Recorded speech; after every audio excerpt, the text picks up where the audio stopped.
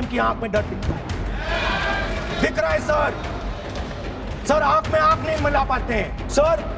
दो चीजें हैं सर, एक सर एप्स्टीन, उसका इस विषय से कोई संबंध नहीं, मैं क्यों I will not allow you. संसद के बजट सत्र का दूसरा हफ्ता भी गुजर गया, लेकिन कुछ दिनों से लोकसभा की कार्यवाही सुचारू रूप से चल ही नहीं पा रही। कभी 10 मिनट बाद ही सदन स्थगित हो जाता तो कभी 5 मिनट के लिए। मतलब ये रूटीन सा बन गया है। 11 बजे लोकसभा शुरू होती नहीं कि 12 बजे स्थगित, फिर 12 बजे शुरू होती तो 2 बजे तक के लिए स्थगित। ऐसे ही कई दिनों से सत्ता पक्ष और विपक्ष के बीच संसद में नूराकश्ती चल रही है। विपक्ष का सीधा आरोप है, नेता विपक्ष राहुल गांधी को सदन में बोलने नहीं दिया जा रहा। लेकिन बुधवार को जब संसद के बजट सत्र की कार्यवाही शुरू हुई तो 3 घटनाक्रम ने वहां मौजूद सदस्यों को चौंका दिया। सबसे पहले ये है, कांग्रेस सांसद राहुल गांधी ने भारी हंगामे के बावजूद आज लोकसभा में अपना भाषण दिया। मुद्दे कई थे और निशाना सटीक केंद्र की मोदी सरकार पर। राहुल गांधी ने टैरिफ पर बोलते हुए सरकार को घेरा, कहा अमेरिका हमारे फैसले कैसे ले रहा है, हमारे कृषि क्षेत्र को अमेरिका के लिए खोल दिया गया, सरकार ने किसानों के लिए नहीं सोचा, भारत को बेचकर इन्हें शर्म नहीं आती। What have you done on tariffs? At the beginning, 3% was the average. 3% was the average. It has now gone up to 18%. A 6% increase. 6x increase. Sorry, thank you. US imports to go up from $46 billion. You're talking about our budget. US imports to go up from $46 billion to $146 billion. I mean, this is absurd. This is absolutely absurd. And they have no commitment to us. We have a commitment to them. कई business घराने का नाम लेकर भी संसद के अंदर नेता प्रतिपक्ष जबरदस्त तरीके से दहाड़े। जुजित्सु में ग्रिप दिखती है, राजनीति में ग्रिप चोक नहीं दिखता। At the center of our defense budget is a choke applied by Mr. Adani. So I'd like to talk about Mr. Adani and the case in the United States against Mr. Adani, because that is a central part of the budget.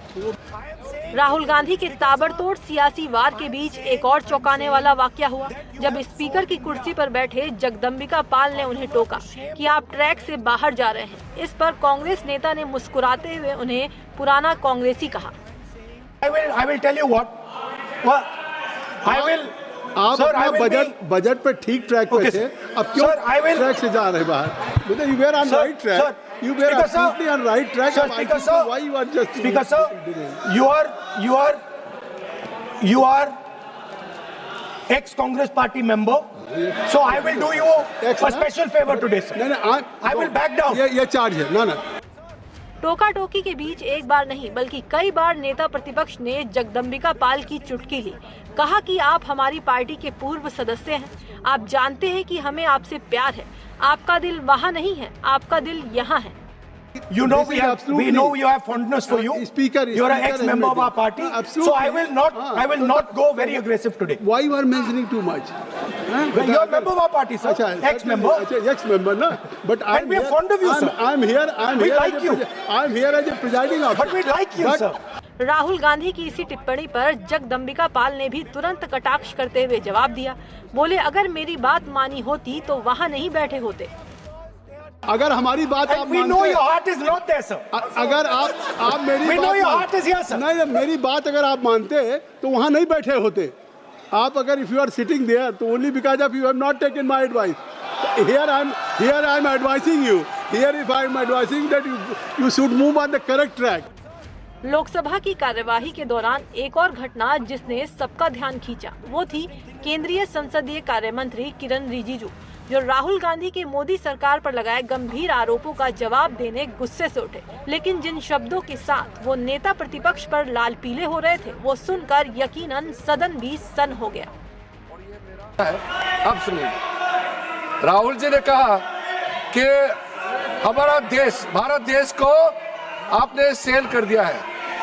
मैं सदन में कहना चाहता हूँ आज तक कोई माइके लाल पैदा नहीं हुआ जो भारत को सेल कर सकता है, कोई खरीद सकता है, नहीं हो सकता है। और आपने प्रधानमंत्री जी को कहा, मैं दावे के साथ कहता हूं, इस देश का आज तक सबसे मजबूत प्रधानमंत्री नरेंद्र मोदी जी है। कोई हिला नहीं सकते, कोई हिला नहीं सकते। सुना आपने, किरण रिजिजू बोल रहे हैं कि आज तक कोई माई का लाल पैदा नहीं हुआ जो देश बेच सके। चलिए अब आपको बताते हैं केंद्रीय मंत्री के इस बयान के पीछे की असल वजह। दरअसल राहुल गांधी ने सरकार पर देश बेचने का आरोप लगाया था। कहा था कि आपने हमारी माँ भारत माता को बेच दिया है। Okay, sir, let me speak. Forgotten, I think so. I am saying, Speaker sir, I am saying that you have sold India. Are you not ashamed of selling India? Do you have no shame of selling India? You have sold our mother, Bharat Mata. Do you have no shame? But sir, the interesting thing is, the interesting thing is that I know that the Prime Minister would not sell India under normal circumstances. He will not do it. You know why he sold India? Because they are choking him. Mr. Rahul, address to the chair. तो budget सत्र का दूसरा हफ्ता हंगामे की भेंट चढ़ चुका है, लेकिन बुधवार की इस नूरा कश्ती ने ये साफ कर दिया है कि 2026 की ये सियासी जंग अब आर पार की हो चुकी है।